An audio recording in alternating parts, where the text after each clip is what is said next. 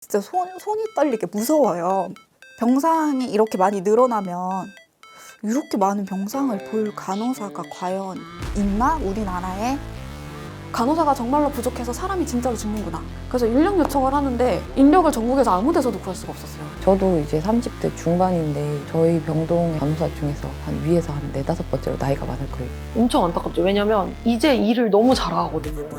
이제 막 날아다닐 그 시기인데 가버리니까.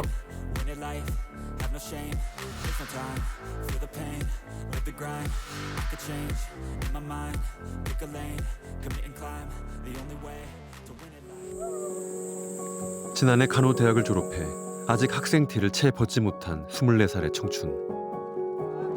그녀는 경기도의 한 종합병원에서 근무를 시작한 새내기 간호사였습니다.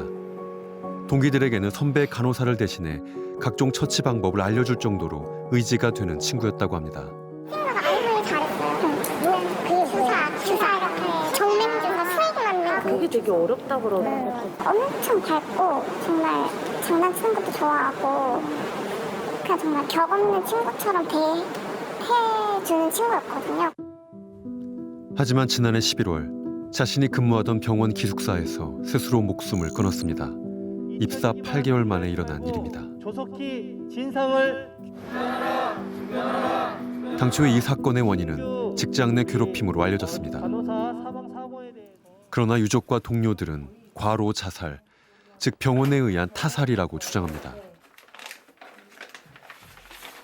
잠안수 안 자고 자료를 다 봤거든요. 동생 카톡 다 보고 다 봤는데 이건 이상한 거예요.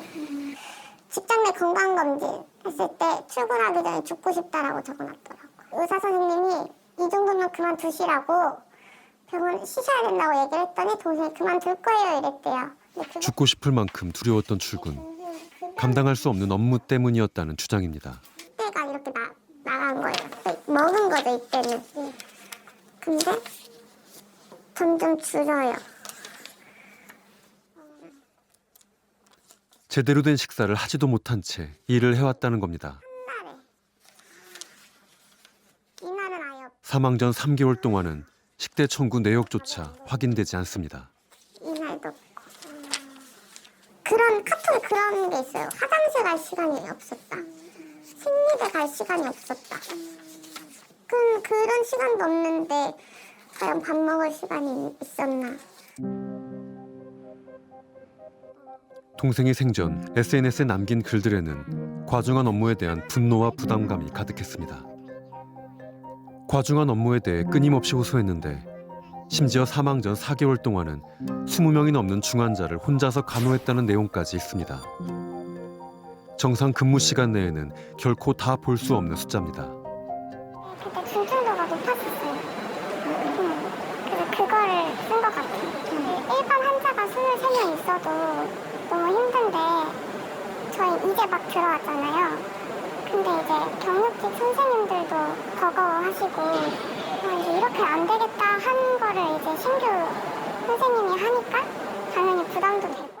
동네 직장에 있는데 동생이랑 같이 일하는 애들이 이제 다 조문에 왔어요. 근데 저를 어떻게 해야 되는지 뭐 향을 어떻게 피워야 되는지 그걸 모를 만큼 다 어린 애들인 거예요. 내가 이거를 계속 악물고 늘어지면 여기서든 어디서든 또 다르게 이런 일이 발생할 것 같은 생각이 드는 거예요.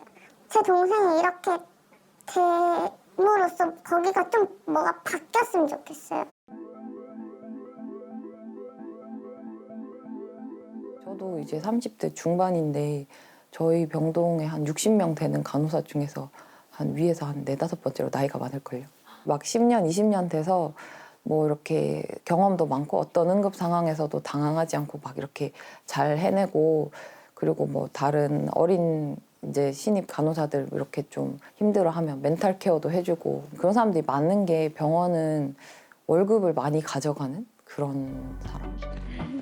환자를 오롯이 혼자서 간호하는 독립을 위해선 적어도 1년의 숙련 기간이 필요하지만 입사 3개월 만에 투입되는 것이 부지기수라고 합니다. 5시 반이 갓 넘긴 시간인데 이 시간에 출근을 한 신규 선생님이 계십니다. 선생님 입사한 지 얼마나 되셨죠? 저 이제 한 달 딱 지났습니다. 선생님 일을 하신 지 얼마나 되셨나요?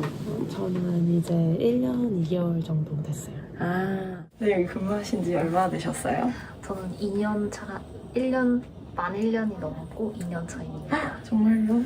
저랑 같이 일하는 그 근무 시간에 숙련된 선생님이 같이 근무를 하면 안심이 되고, 그리고 모르는 게 있거나 이거는 좀 의사가 처방을 잘못 낸 것 같은데 이런 게 궁금하거나 하면은 그 선생님한테 바로바로 물어보면 그 선생님은 다 아니까 저희의 업무 부담감을 사실 줄여주는 역할도 하죠. 근데 저희 병동에도 그렇게 40대 이상인 선생님들 저희는 올드쌤들이라고 하거든요. 올드쌤 2명밖에 없거든요. 숙련 간호사가 없기에 신규 간호사들의 부담이 커지고 결국 이들 또한 병원을 떠나는 악순환이 이어지고 있습니다. 선생님 얼마나 더 근무하실 생각이신가요? 가능하다면 곧 그만둘 예정. 아, 신규 선생님이 출근을 하셨네요. 너무 일찍 오셨어요.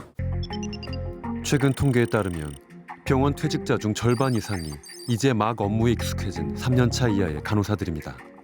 그들이 일을 그만두는 가장 큰 이유로는 열악한 근무 조건과 노동 강도를 꼽습니다.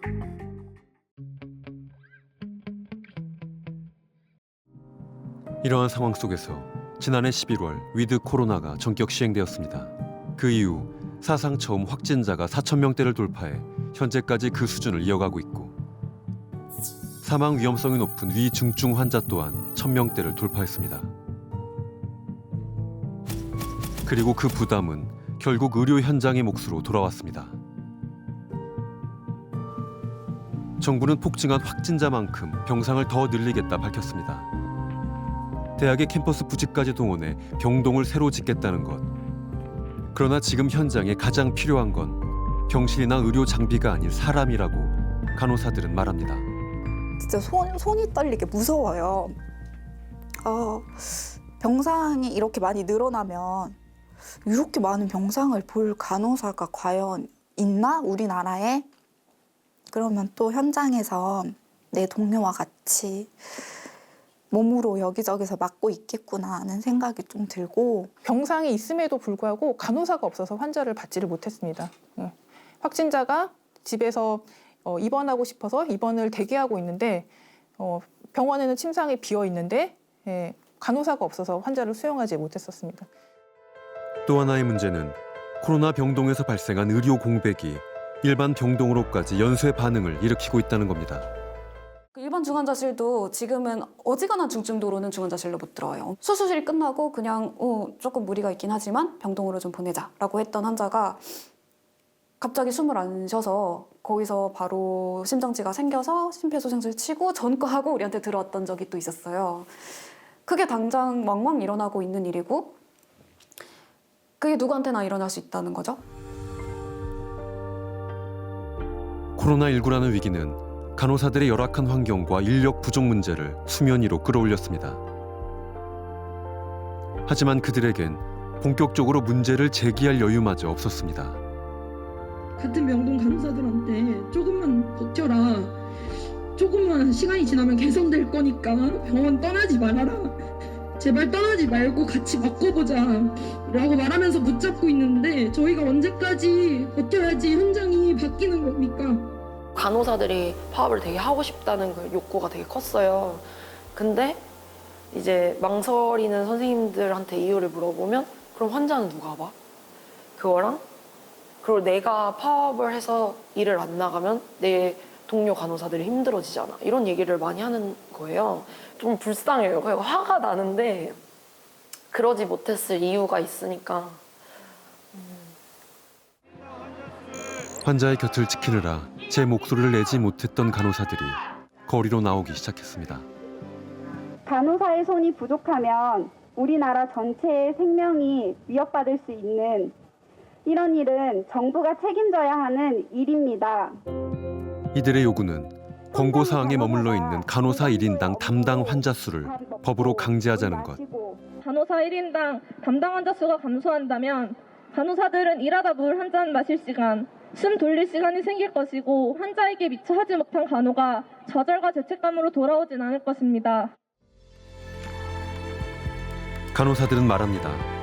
이번이 환자와 간호사 모두를 살릴 수 있는 마지막 골든타임이라고.